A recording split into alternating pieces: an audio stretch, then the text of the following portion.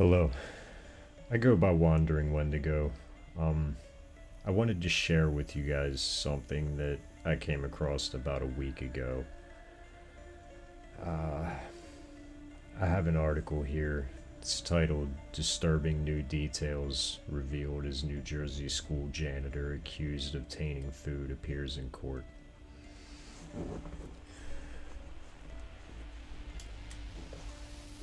I know we've probably all heard the trope about the burger place employee spitting on your sandwich, dropping your fries on the ground, whatever. I like to think that the guys and girls working at McDonald's aren't, malicious fucks like this person. But with that being said, I mean, there's no doubt when it came to what this monster did. I'll play the video and I'll let you guys gather from it what you can.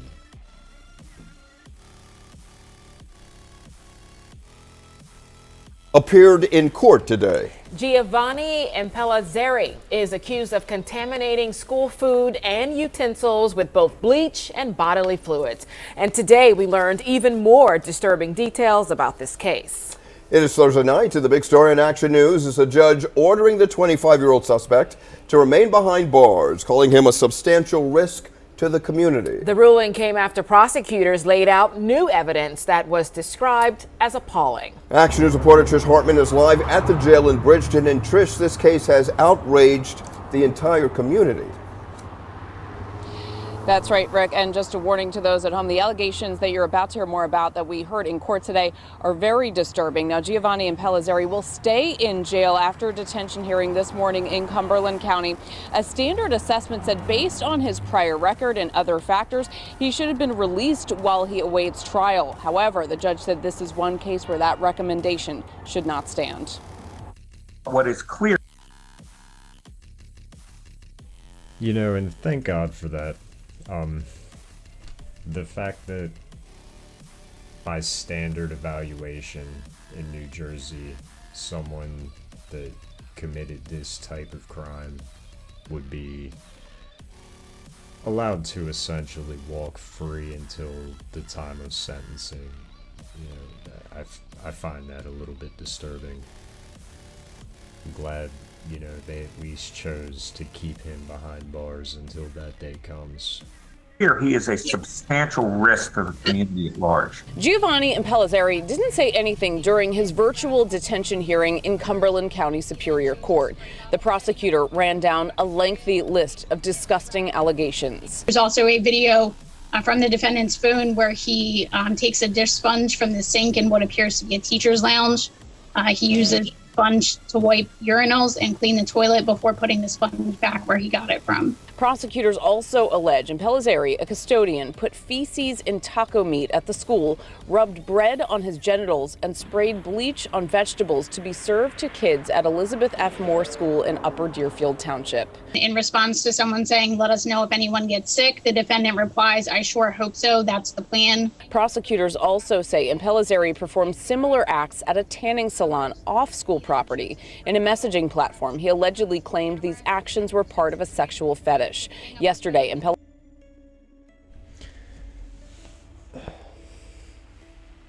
If your sexual fetish in any way involves children, you need to go out, start your car, wrap your lips around the tailpipe, and suck until you fall asleep. You don't deserve to breathe the same air as the rest of us normal people. Impellizeri was also charged with possession and distribution of child pornography. His defense attorney argued that he needs to work with mental health professionals. What screamed out to me is mental health, crisis, mental illness. We spoke with mother Tabitha Thomas, who is considering homeschooling her children after this and other incidents at the schools. I did keep them home this week because I feel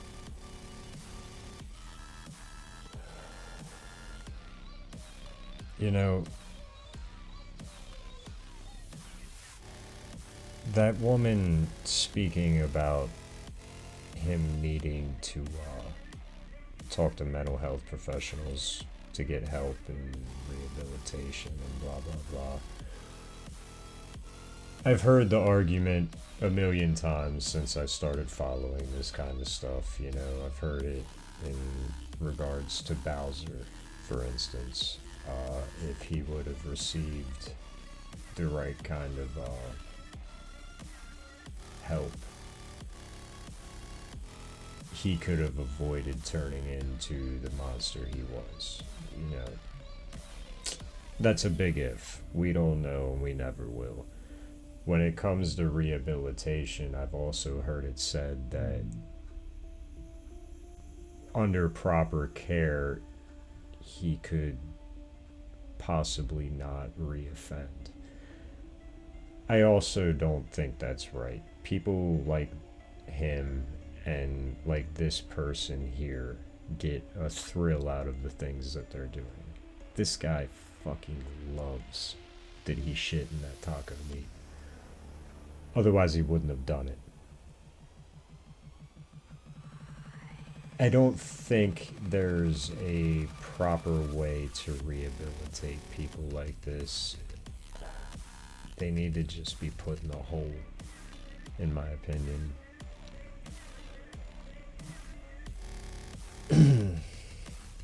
Get into the article a little bit here.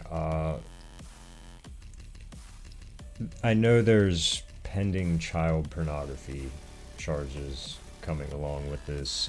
Some of the images that were being shared in the Telegram app under the chat room titled Wolf's Piss Play. Apparently it was a chat room aimed at young men.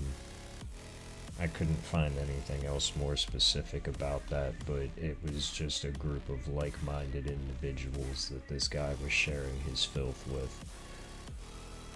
Luckily for everyone, one of the users from that actual chat room reported Giovanni.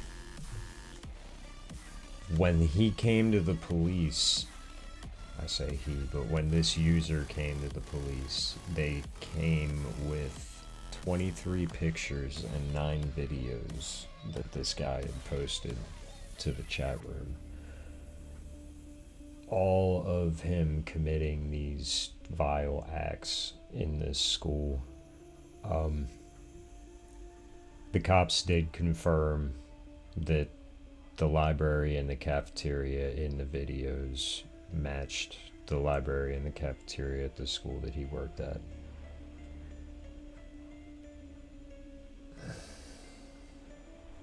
There's just a lot to say here. I'm trying to stick to script and give you guys every little bit of information that I have, but this is a lot, and please don't hesitate to go look into it yourself. I'll link this article in the video when it goes public. I'm gonna go ahead and play this second part here, and then I have a few more things that I'd like to say about this afterwards.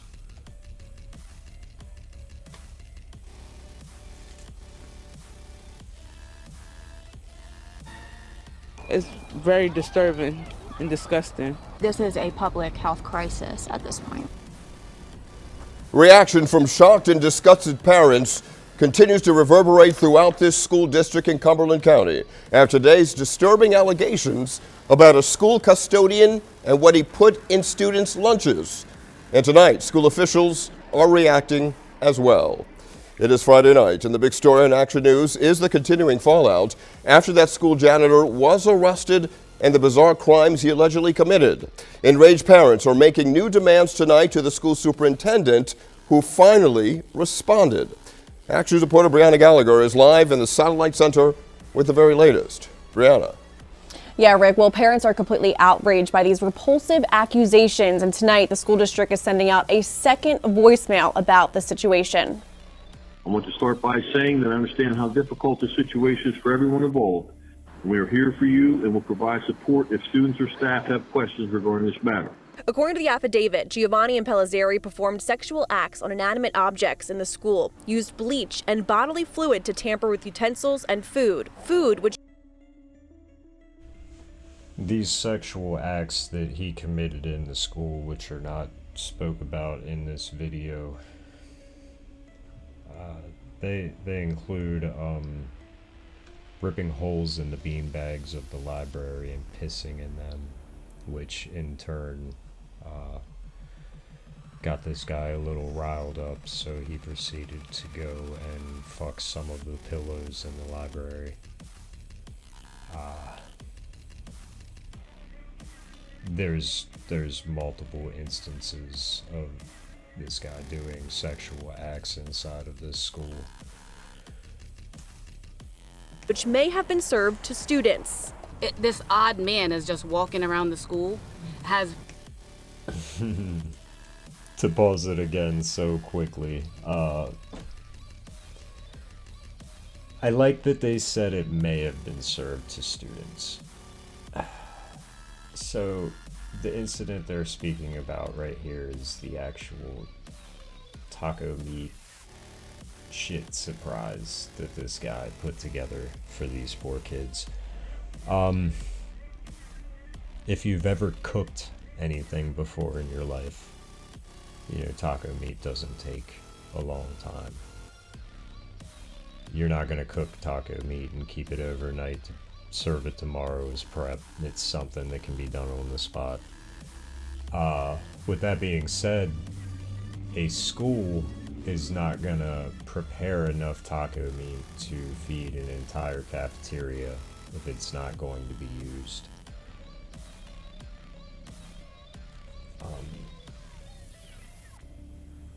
This guy committed multiple acts over the span of probably about a week, and the kids continued to be in this school up until and then even after this guy was found out. You'll see about that later on in this video, but what I'm getting at is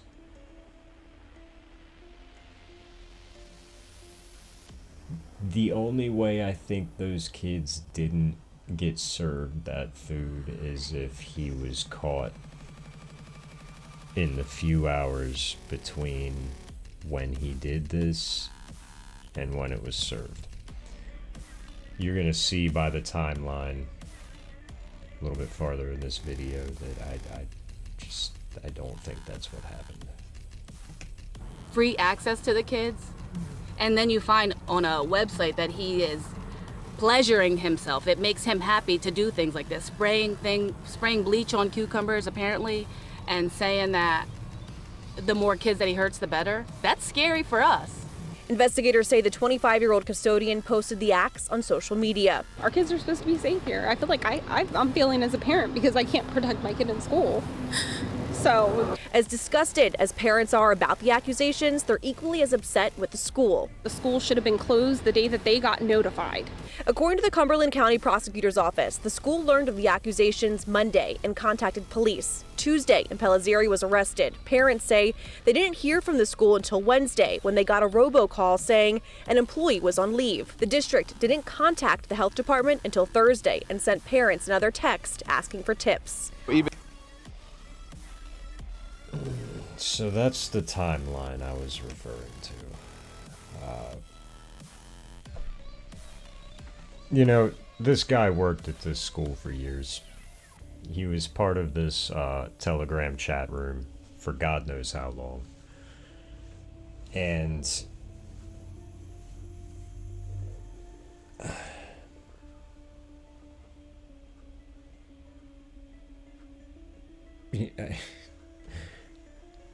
who could possibly know how long it's been going on? Now, the stuff that there is proof of him doing goes back about 3 days from this Monday right here. So at some point in that time, this guy pissed in beanbags, fucked pillows, shit in the taco meat, wiped hot dog rolls on his ass and, you know, covered these kids' food in bleach and all types of other unspeakable shit. The district found out about it Monday. Okay. The guy's arrested on Tuesday.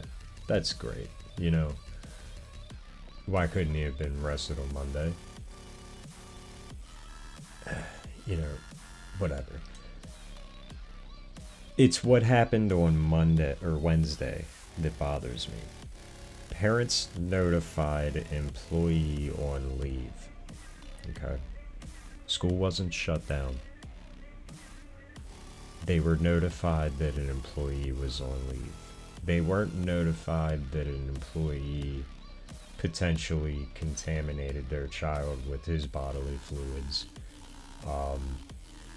They didn't inform the parents that there was a pedophile loose in the school around their children for the last couple of years. No, they chose to say that they had an employee on leave. You know, playing it off like the guy was sick.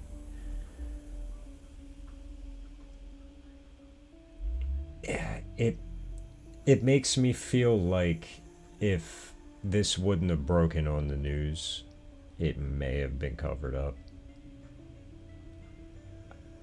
I know I'm not anyone important and my thoughts on the matter don't matter. But that's just how it comes off to me.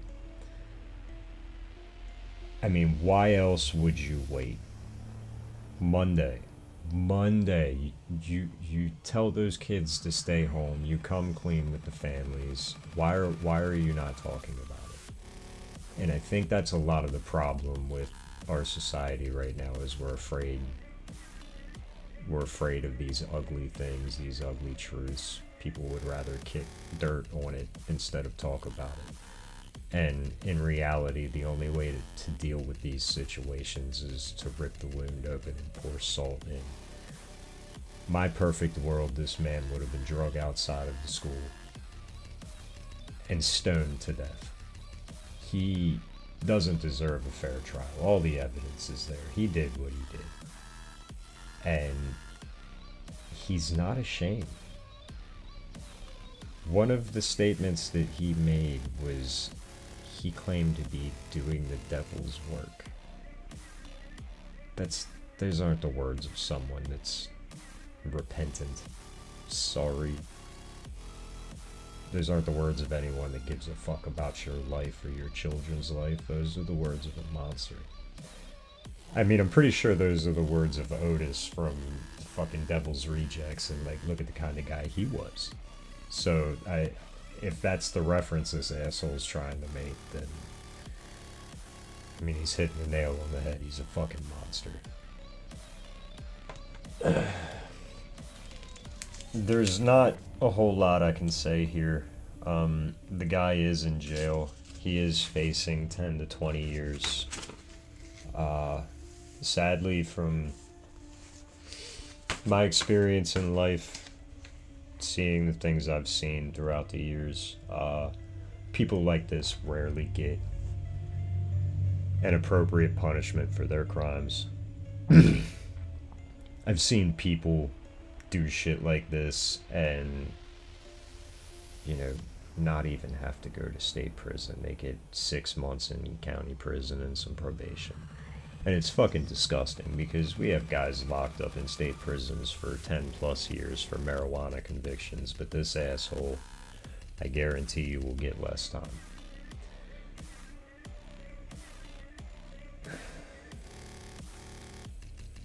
It's a scary world when shit like this is happening, you know.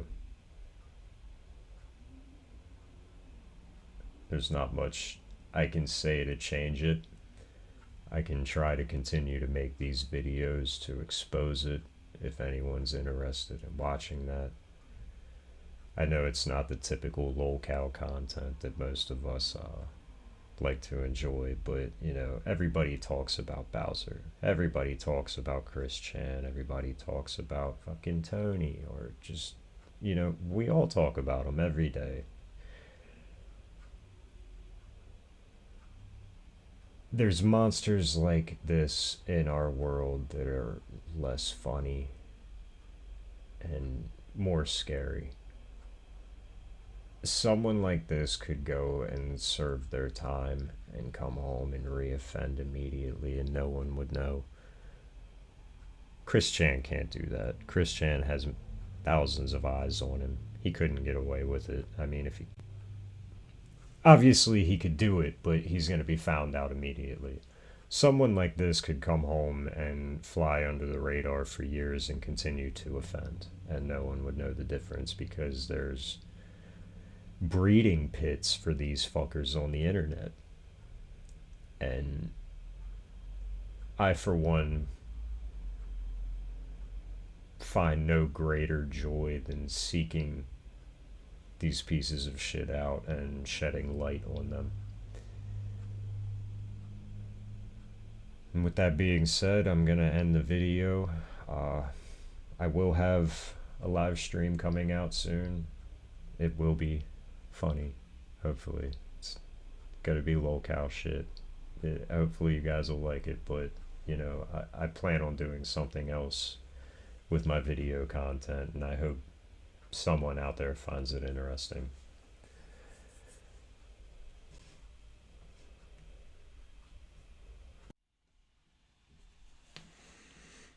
Alright, before I end this video, I wanted to shout out the podcast that I do on Saturday nights at 8 p.m. EST over on the Wranglers channel.